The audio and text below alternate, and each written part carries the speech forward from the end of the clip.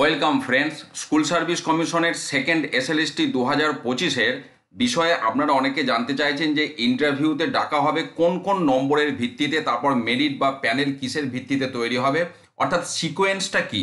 আমি সেটাই এই ভিডিওতে ডিসকাস করব। দেখুন, প্রথমত আপনারা ওএমআর এ রিটিন এক্সামিনেশন দিচ্ছেন, সেটা নবম দশম অথবা একাদশ দ্বাদশ, আমি এই দুটির ক্ষেত্রে বলছি।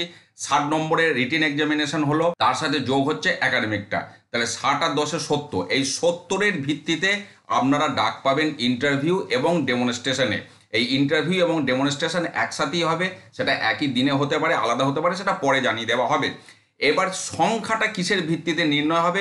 ধরুন আপনার কোনো একটি সাবজেক্টে কোনো একটি ক্যাটাগরি ওয়াইজ ফাইনাল ভ্যাকেন্সি হচ্ছে 10টা। ইন্টারভিউর আগে এই ফাইনাল ভ্যাকেন্সি ডিক্লেয়ার করা হবে বিভিন্ন ক্যাটাগরি ওয়াইজ। তো 10টা যদি ফাইনাল ভ্যাকেন্সি হয়, সেটা ইন্টু 1.6, অর্থাৎ ইন্টারভিউ বা ডেমনস্ট্রেশনে আপনারা ডাক পাবেন সেক্ষেত্রে 16 জন।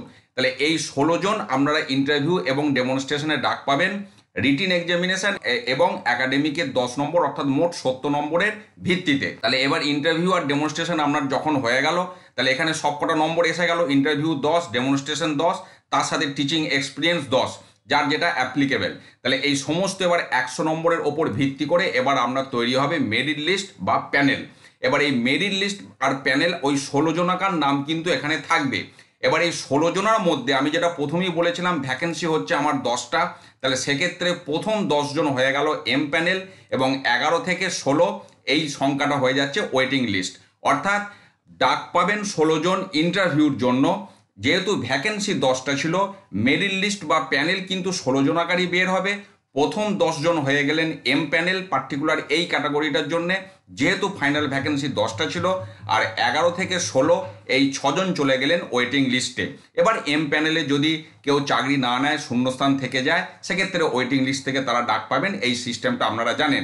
তো এটাই হচ্ছে ইন্টারভিউ এবং ডেমনস্ট্রেশনে ডাক পাওয়ার যে মেথড বা প্রসেস।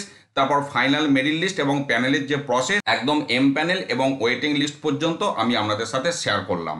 ভালো থাকুন, সুস্থ থাকুন, ধন্যবাদ।